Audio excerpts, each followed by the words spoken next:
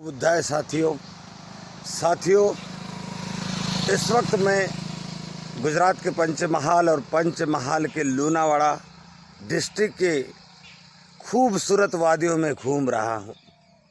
बहुत सुंदर नज़ारे हैं यहाँ पर, जैसे गुजरात का कश्मीर हो।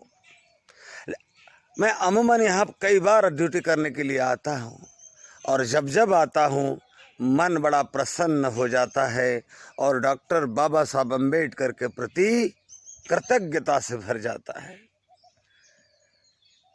डॉक्टर बाबा साहब के कारण इंस्पेक्टर बना इसलिए 4 व्हीलर गाड़ियों में घूम रहा हूँ। गुजरात के धरती के कोने कोने का दर्शन कर पा रहा हूँ, क्योंकि बाबा साहब ने हमारे मुक्ति के रास्ते खोले। ज्ञान से भरा हूँ, क्योंकि बाबा साहब ने हमें बुद्ध दिया, बुद्ध ने हमें प्रज्ञा दी। तो साथियों, मैं उन सभी साथियों से कहूँगा कि जो लोग सरकारी नौकरियाँ कर रहे, बड़े बड़े ऑफिसर हैं, इंजीनियर, डॉक्टर, वकील है, व्यापारी है, धन कमा रहे हैं, सुख सुविधाएं भोग रहे हैं, सुख सुविधाओं का आनंद उठा रहे हैं, तो उन सभी से कहूँगा कि ये सारी कृपा बाबा साहब की है। अगर बाबा साहब ना हुए होते तो ये सब कुछ आपको नसीब नहीं हुआ होता। इसलिए जैसे बाबा साहब ने अपना मस्तक किसी के आगे नहीं झुकाया और केवल बुद्ध के आगे झुकाया, तो हमारा भी मस्तक केवल बाबा साहब के आगे और बुद्ध के ही आगे झुकना चाहिए। क्योंकि हमारे मस्तिष्क में जो विचार है, जो विद्या हमने हासिल की है, उसके दाता डॉक्टर बाबा साहब अम्बेडकर है। कुछ लोग कहते हैं कि डॉक्टर बाबा साहब अम्बेडकर भगवान थोड़े ही है।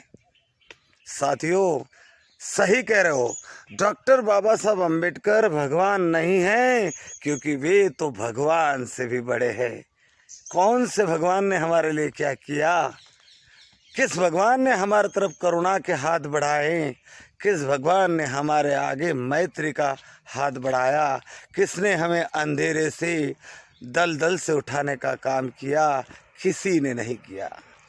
33 करोड़ देवता जो नहीं कर पाए, वो अकेले डॉक्टर बाबा साहब ने किया। तो बाबा साहब ही हमारे लिए भगवान हैं, सब कुछ है।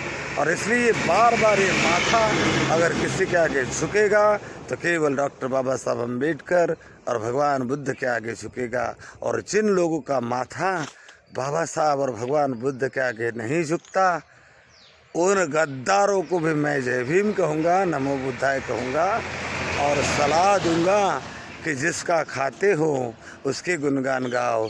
खाते बाबा साहब के हो और गुणगान किसी और का गाते हो, शर्म मानी चाहिए आपको। जय भीम, नमो बुद्धाय।